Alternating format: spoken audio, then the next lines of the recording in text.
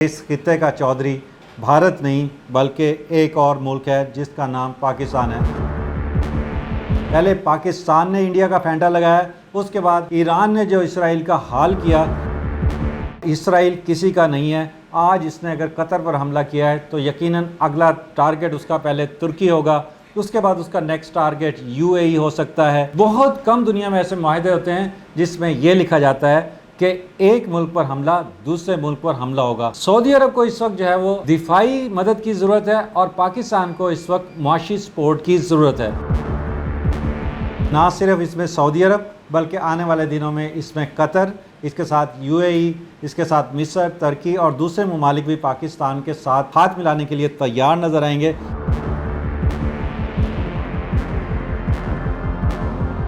अस्सलाम वालेकुम नाज़रीन, आप देख रहे हैं डेली सोशल पाकिस्तान और मैं हूं मशकूर ज़ैदी। नाज़रीन, पाकिस्तान के लिए अच्छी खबरें आनी शुरू हो गई हैं और पाकिस्तान लगता है आपके वाकई उड़ान भरने की तैयारियों में मसरूफ़ है। मई से पहले, इसी साल मई से पहले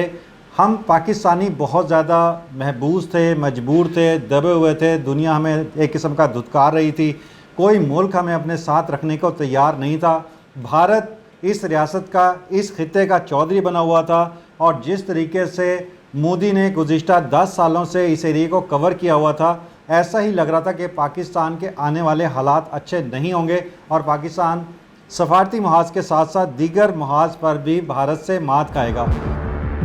लेकिन फिर कहा जाता है कि जब कोई ज़ोम में आता है, ताकत में आता है, गरूर में आ जाता है तो फिर अल्लाह ताला उसका गरूर खाक में मिलाता है। सबसे बड़ी मिसाल फ़िरौन का दरिया बुर्द हो जाना है, जब वो मूसा की फ़ौज के पीछे, मूसा की एक छोटी सी जमात के पीछे जो है वो उसको ख़त्म करने के लिए निकला था। कुछ ऐसा ही आप देख रहे थे कि भारतीय मीडिया चीख चीख कर पाकिस्तान को कंगला पाकिस्तान, भूखा पाकिस्तान, फ़कीर, पता नहीं कौन कौन से अलकाबात से नवाजता था। और फिर अल्लाह पाक ने पाकिस्तान को वो इज़्ज़त दी कि पाकिस्तान ने सिर्फ 4 घंटे की जंग के बाद ही भारत को घुटने टेकने पर मजबूर किया और भारत के वज़ीर ख़ारजा को, अमेरिकन वज़ीर ख़ारजा को फ़ोन करके कहना पड़ा कि खुदा के वास्ते पाकिस्तान से हमारी जान बचाओ, नहीं तो हम दुनिया के नक्शे पर नहीं रहेंगे। यही वो टाइम था जब दुनिया को एहसास हुआ कि इस खित्ते का चौधरी भारत नहीं बल्कि एक और मुल्क है जिसका नाम पाकिस्तान है। और फिर आपने देखा कि पाकिस्तान के जो आर्मी चीफ थे, पाकिस्तान के जो वज़ीर आज़म थे, उनका किस तरीके से अमेरिका में भी इस्तकबाल किया गया। उसके बाद वो बेल्जियम गए, ब्रसल्स गए, यूरोप के कई ममालिक में गए, ब्रिटेन में गए, सऊदी अरब में गए, मतलब गल्फ़ के कंट्रीज़ में गए, तो वहाँ पे इनको बहुत ज़्यादा इज़्ज़त के साथ देखा गया। अब रही सही कसर, उसके बाद इसराइल ने मज़ीद ये की कि वो ईरान के साथ पंगा ले बैठा। पहले पाकिस्तान ने इंडिया का फेंटा लगाया, उसके बाद ईरान ने जो इसराइल का हाल किया, उसके बाद उसको जो मुंह की खानी पड़ी, मगर वो अपनी हरकतों से बाज ना आया। और फिर उसने अपने एक हिमायती मुल्क, जिसका कहा जा रहा था कि शायद वो एक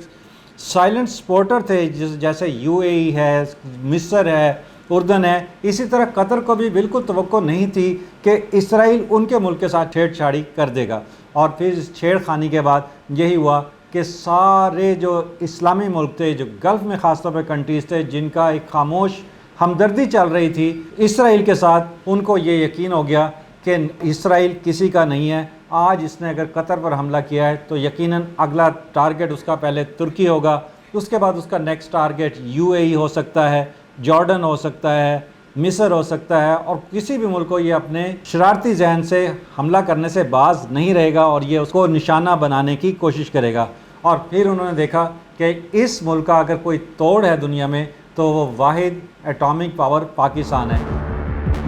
और यही वजह हुई सऊदी अरब के जो वली अहद हैं मोहम्मद बिन सलमान, जिन्हें MBS कहा जाता है, उन्होंने अपनी दानिशमंदी का भरपूर मुजाहरा किया, अपनी सोच समझ के साथ पाकिस्तान की तरफ हाथ बढ़ाया। अब ये देखा जाए, अगर कहा जाए तो ये गलत नहीं होगा कि ये मुआहिदा बज़ाहिर तो ऐसा ही लग रहा है कि दो मुल्कों के दरमियान एक दोस्ताना, एक दूसरे को करीब लाने की कोशिश है, लेकिन इसमें जो अल्फाज इस्तेमाल किए गए हैं वो बहुत ज़्यादा अहमियत के हामिल हैं। बहुत कम दुनिया में ऐसे मुआहिदे होते हैं जिसमें यह लिखा जाता है कि एक मुल्क पर हमला दूसरे मुल्क पर हमला होगा, जिसे आम ज़ुबान में ये कहा जाता है कि अब ये दो ममालिक यक कालिब दो जान हो गए हैं। अब हर लिहाज से आप देखें कि पाकिस्तान के पास भरपूर दिफाई सलाहियत मौजूद है, उसके बाद 6 से 7 लाख तक प्रॉपर फ़ौज मौजूद है, جبکہ اس کے پاس 6 سے 7 لاکھ جو ہے وہ اسٹینڈ بائی فوج، جو اس کے ریٹائرڈ فوجی جوان ہیں، رینجرز ہیں، دیگر پیراملٹری فورس ہے، وہ اویلیبل ہے، جو کہ تقریباً 11 لاکھ کے قریب پہنچ جاتی ہے۔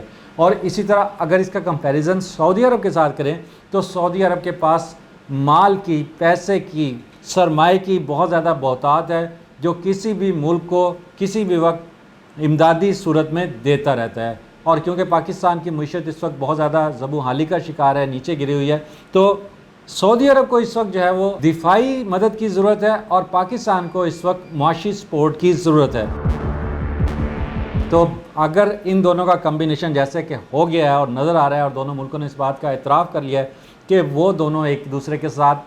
ہاتھ میں ہاتھ ڈال کر اب آگے بڑھیں گے، تو اس کے بعد آپ دیکھ رہے ہیں کہ بھارت میں بہت زیادہ صف ماتم مچی ہوئی ہے۔ اب ان کو احساس ہوتا جا رہا ہے کہ پاکستان اپنی اہمیت بڑھاتا جا رہا ہے، پاکستان تیزی سے کامیابیوں کی سیڑھیاں چڑھ رہا ہے، جبکہ وہ بھارت جو اپنے آپ کو چودھری سمجھ رہا تھا اب وہ نیچے کی طرف تنزلی کا شکار ہے۔ ابھی آپ نے دیکھا کہ جب شنگھائی میں جو کانفرنس ہو رہی تھی اس میں بھی آپ نے دیکھا کہ کسی نے نریندر مودی کے ساتھ وہ والے تعلقات، وہ سین آپ نے نہیں دیکھے جو اس سے پہلے نظر آیا کرتے تھے۔ اور ایون اب ڈونلڈ ٹرمپ نے بھی اس کو، چونکہ اس نے جنگ کے دوران جو رویہ اختیار کیا تھا اس سے ڈونلڈ ٹرمپ بھی ان سے بہت زیادہ ناراض ہے، اور یہی وجہ ہے کہ وہ پاکستان کی طرف اپنا رجحان رکھ رہا ہے۔ اور آنے والے دنوں میں اب آپ دیکھیں گے، کیونکہ پاکستان نے یہ واضح کر دیا ہے، پاکستان کی یہ بہت اچھی حکمت عملی ہے کہ یہ ہمیشہ یہ بتاتے ہیں کہ ہمارے پاس اگر ایٹامک نیوکلیر پاور ہے تو ہم نے اس کو یہ اپنے دفاع کے لیے رکھا ہوا ہے، کسی ملک کے اوپر چلانے کے لیے، کسی ملک کا نظام خراب کرنے کے لیے، کسی ملک کے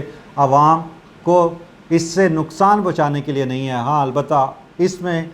زیرو ٹالرنس پالیسی ہے کہ اگر کوئی ملک ہمارے اوپر حملہ کرے گا اور ہمیں محسوس ہوگا کہ ہم اس پوائنٹ پر پہنچ گئے ہیں جہاں ہمارے پاس سیکنڈ آپشن نہیں بچتی، تو ظاہری بات ہے کہ پاکستان اپنے پاس پھر دفاع کا حق موجود رکھتا ہے اور وہ اس کو استعمال بھی کر سکتا ہے۔ اور یہ دنیا بھی جانتی ہے کہ پاکستان ایک پیسفل کنٹری ہے، وہ کبھی بھی کسی ملک پہ حملہ نہیں کرتا۔ آپ نے پچھلی جنگیں دیکھی ہیں، 48 کی کشمیر کی جنگ ہو، 65 کی جنگ ہو، 71 کی جنگ ہو اور 99 کی سچن گلیشیر کی جنگ ہو، اس میں تینوں میں بھارت نے پہل کی، پاکستان نے اس کا دفاع کیا اور بھرپور دفاع کر کے دکھایا۔ اور اس مرتبہ تو پاکستان نے، کیونکہ میڈیا تھا، ساری دنیا دیکھ رہی تھی، آج کوئی چیز چھپائی نہیں جا سکتی تھی، اس لیے دنیا میں آپ نے دیکھا کہ پاکستانی فضائیہ نے جو انڈیا کا حال کیا وہ سب کے سامنے ہے۔ اور اب اس معاہدے کے بعد عنقریب آپ دیکھیں گے کہ نہ صرف اس میں سعودی عرب بلکہ آنے والے دنوں میں اس میں قطر، اس کے ساتھ UAE، اس کے ساتھ مصر، ترکی اور دوسرے ممالک بھی پاکستان کے ساتھ ہاتھ ملانے کے لیے تیار نظر آئیں گے۔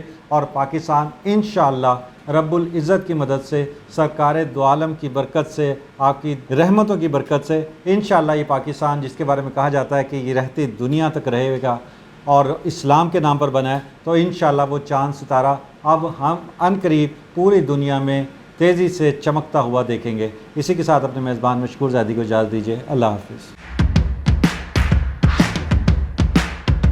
ناظرین گرامی، قبل آپ سے گزارش ہے کہ ہمارے چینل کو سبسکرائب کر لیں